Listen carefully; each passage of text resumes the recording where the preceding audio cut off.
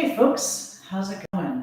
Wanted to talk to you today about a piece of equipment that I love. I'm always telling people to buy it, and it is the small but a lacrosse ball.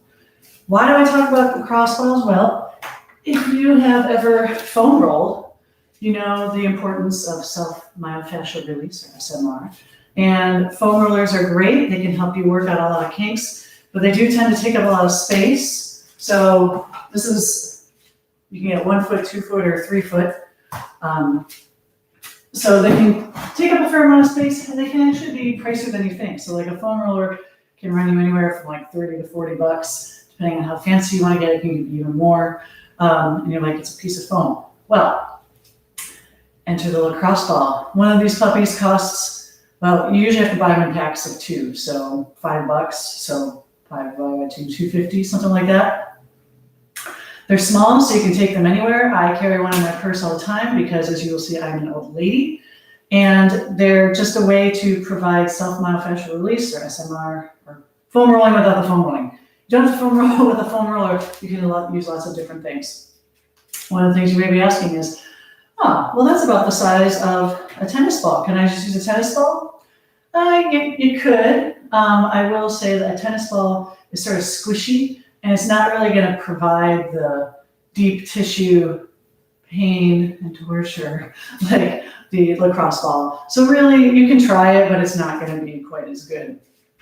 Today, the other thing I want to talk about is how you actually use one of these puppies. And it's really quite simple. It's basically putting this bad boy between a rock and a hard place, the rock being your muscle that is super tight, and a hard place being either the floor or the wall.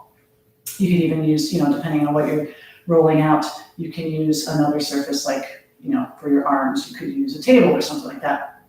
So I'm going to show you my 3 favorite ways to use this that I use almost all the time. And the first is going to be for my feet.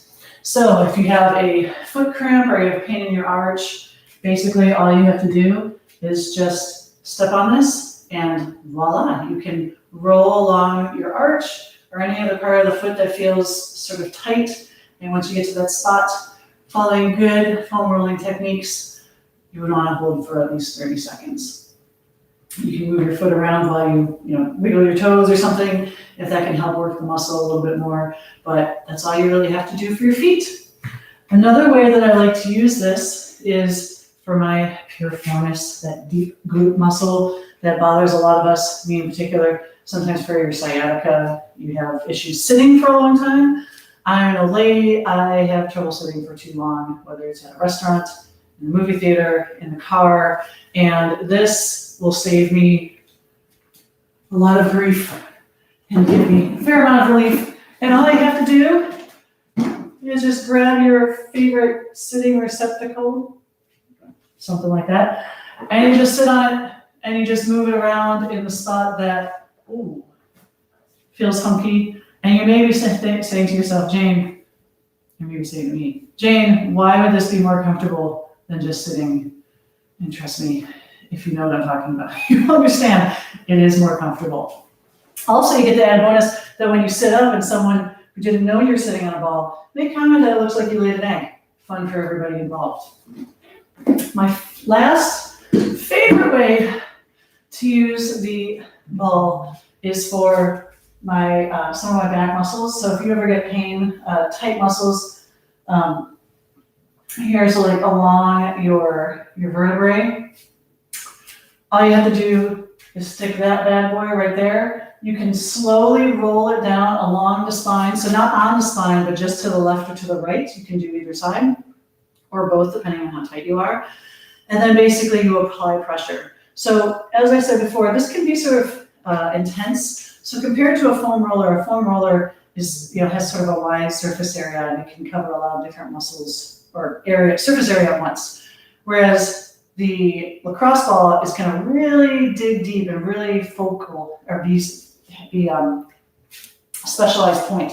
So for some people, it might be a little too intense to lie on the ground. So you can basically just put the lacrosse ball anywhere you need along your spine, and you can press your back into the wall, and this can provide some relief. You can move your arm up and down. This is my favorite part. and do little like snow angel type things. And that can help work that muscle. But for me, personally, pressing against the wall doesn't quite do it. So I'm gonna use gravity, and I'm gonna come on down to the floor, and I'm gonna show you basically the same thing. You're gonna lie down, and you're just going to let yourself sort of sink and just ooze over that ball, and just let it settle into that muscle. Depending on where you place it, it may not be as tight as you thought, or it may be, painful. Once you get to this spot, you can always up the ante by again doing snow angels. So arm overhead, swinging it around. And then of course you can go the opposite direction, arm swinging out and moving down. So you're gonna keep the ball in the same place as you do this motion. And you can do this for 30 seconds or longer. The rules with SMR is that you typically wanna hold it in one location for at least 30 seconds. So you can activate the Golgi tendon, the GTOs, to get the muscle to relax. So basically when I do this, I will start near the top of my spine, and then I will slowly roll down alongside it. And some spots will be more painful than others. If you can't get your hand all the way to the ground, that's okay. Don't force it. Just do whatever range of motion is accessible, and trust me, it's gonna dig into that muscle. And it will hurt so good. Because I like to say, when you start shouting obscenities, you know that you're doing it right. So anyway, when I'm tight in my shoulders, this is the only thing that works, and I love it to death. I use this all the time. So inexpensive, so compact, perfect for everything. Buy one of these if you don't have one already. If you have a softball or a baseball, that could work almost as well. But for me personally, I think the lacrosse ball is just, it's the best. So there you go. Lacrosse ball, small but mighty, cheap, and very useful. If you don't have one of these, go for it. And if you have any other questions, ask me about it. All right, that's it. Thank you. Love you. Bye.